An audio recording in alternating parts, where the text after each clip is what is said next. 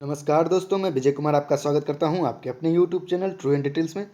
तो दोस्तों, यह हमारा सामान्य अध्ययन का प्रैक्टिस सेट 7 होगा, जिसमें हम 25 महत्वपूर्ण प्रश्न को करवाएंगे। और 25 में से आप कितने प्रश्न कर पाते हो वो कमेंट बॉक्स में हमें जरूर बताएं दोस्तों। और उससे पहले प्रैक्टिस सेट 6 में हमने जो आपसे सवाल पूछा था, यानी कि HW, उसका भी जवाब हम आपको बताएंगे।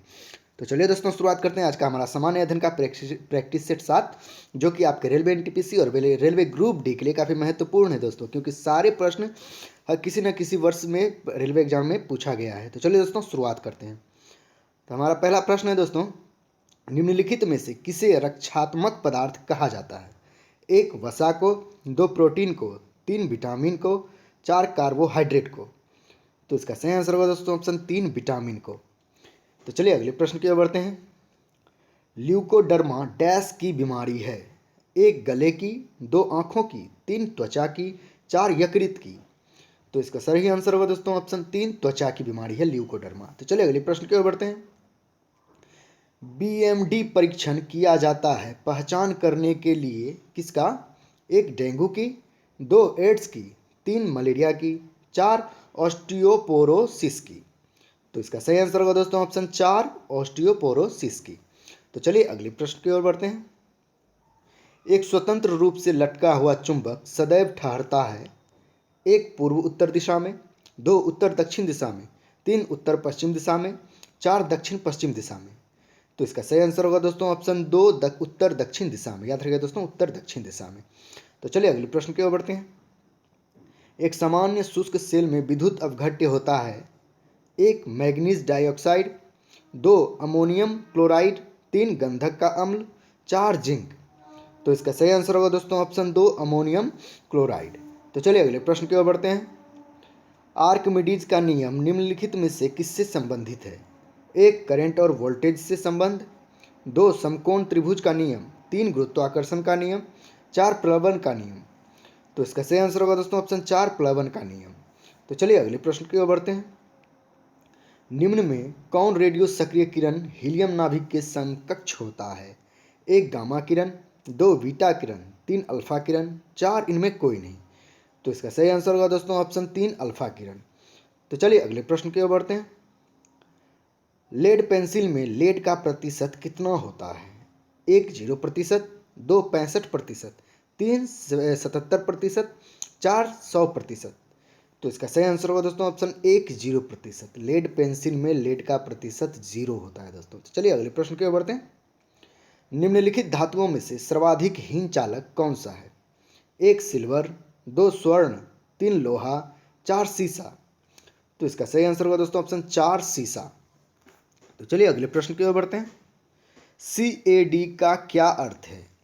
1 computer algorithm for design, 2 computer application in design, 3 compact edit design, 4 computer edit design. तो इसका सही आंसर होगा दोस्तों option 4 computer edit design. CAD का अर्थ है दोस्तों, यानी पूर्ण रूप है कंप्यूटर एडिट डिजाइन। तो चलिए अगले प्रश्न की ओर बढ़ते हैं। विजयनगर साम्राज्य की स्थापना कब हुई थी? 1 14वीं सदी में, 2 13वीं सदी में, 3 12वीं सदी में, 4 15वीं सदी में। तो इसका सही आंसर होगा दोस्तों ऑप्शन 1 14वीं सदी में हुई थी। तो चलिए अगले प्रश्न की ओर बढ़ते हैं। किसके शासनकाल में मराठा प्रमुख संभाजी की हत्या कर दी गई थी? 1 अकबर के, 2 शाहजहां के, 3 जहांगीर के, 4 औरंगजेब के। तो इसका सही आंसर होगा दोस्तों ऑप्शन 4 औरंगजेब के। तो चलिए अगले प्रश्न की ओर बढ़ते हैं। खिलाफत आंदोलन का आरंभ किया था? 1 अली बंधुओं ने, 2 अबुल कलाम आज़ाद ने, 3 मोहम्मद अली जिन्ना ने, 4 फखरुद्दीन अली अहमद ने। तो इसका सही आंसर होगा दोस्तों ऑप्शन 1 अली बंधुओं ने। तो चलिए अगले प्रश्न की ओर बढ़ते हैं। किसके अंतर्गत कलकत्ता, मद्रास एवं बम्बई के उच्च न्यायालय स्थापित किए गए थे? 1 भारत सरकार अधिनियम 1909, 2 भारत उच्च न्यायालय अधिनियम 1911, 3 भारतीय उच्च न्यायालय अधिनियम 1861, 4 भारतीय उच्च न्यायालय अधिनियम 1865। तो इसका सही आंसर होगा दोस्तों ऑप्शन 3 भारतीय उच्च न्यायालय अधिनियम 1861 के अंतर्गत कलकत्ता, मद्रास एवं बम्बई के उच्च न्यायालय की स्थापना किए गए थे। तो चलिए अगले प्रश्न की ओर बढ़ते हैं। उपराज्यपाल की नियुक्ति कौन करता है? 1 राष्ट्रपति, 2 राज्यपाल, 3 प्रधानमंत्री, 4 उपराष्ट्रपति। तो इसका सही आंसर होगा दोस्तों ऑप्शन 1 राष्ट्रपति। तो चलिए अगले प्रश्न की ओर बढ़ते हैं। संविधान में संशोधन नहीं किए जा सकते हैं। एक, संसद सदस्यों के 2/3 बहुमत से। 2, लोकसभा व राज्यसभा के साधारण बहुमत से। 3, जनमत संग्रह से। 4, इनमें कोई नहीं।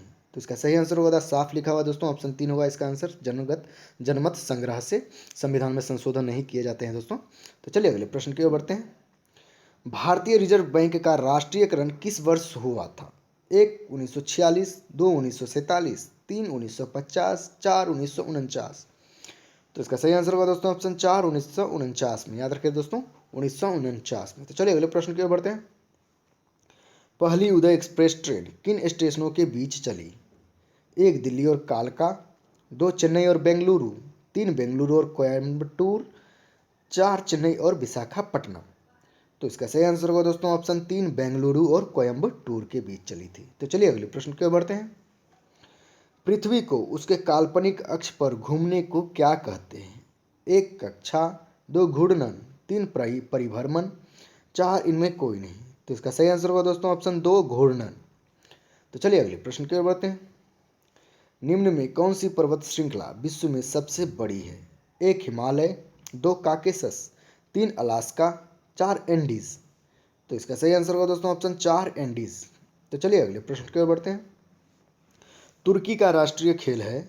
1, कुश्ती। 2, घुड़दौड़। 3, हैंडबॉल। 4, बास्केटबॉल। तो इसका सही आंसर होगा दोस्तों ऑप्शन 1, कुश्ती तुर्की का राष्ट्रीय खेल है। तो चलिए अगले प्रश्न की ओर बढ़ते हैं। राष्ट्रमंडल विदेश मंत्रियों की बैठक 2019 कहाँ हुई थी? 1, दिल्ली में। 2, लंदन में। 3, पेरिस में। 4, चीन में। तो इसका सही आंसर होगा दोस्तों ऑप्शन 2, लंदन में हुआ था। याद रखिएगा दोस्तों, राष्ट्रमंडल विदेश मंत्रियों की बैठक 2019 लंदन में हुई थी दोस्तों। याद रखिएगा, करंट अफेयर्स का क्वेश्चन है, पूछे जा सकते हैं। तो चलिए अगले प्रश्न की ओर बढ़ते हैं। मोबाइल वाणी ऐप किस राज्य से संबंधित है? 1, बिहार। 2, झारखंड। 3, उत्तराखंड। 4, मध्य प्रदेश। तो इसका सही आंसर होगा दोस्तों ऑप्शन 1, बिहार से संबंधित है दोस्तों। याद रखिएगा, जब गर्मी की समय आती है तो मई के महीने में मुजफ्फरपुर में ज़्यादा चमकी बुखार होता है, उसी के लिए ये मोबाइल वाणी ऐप को लॉन्च किया गया था बिहार सरकार द्वारा।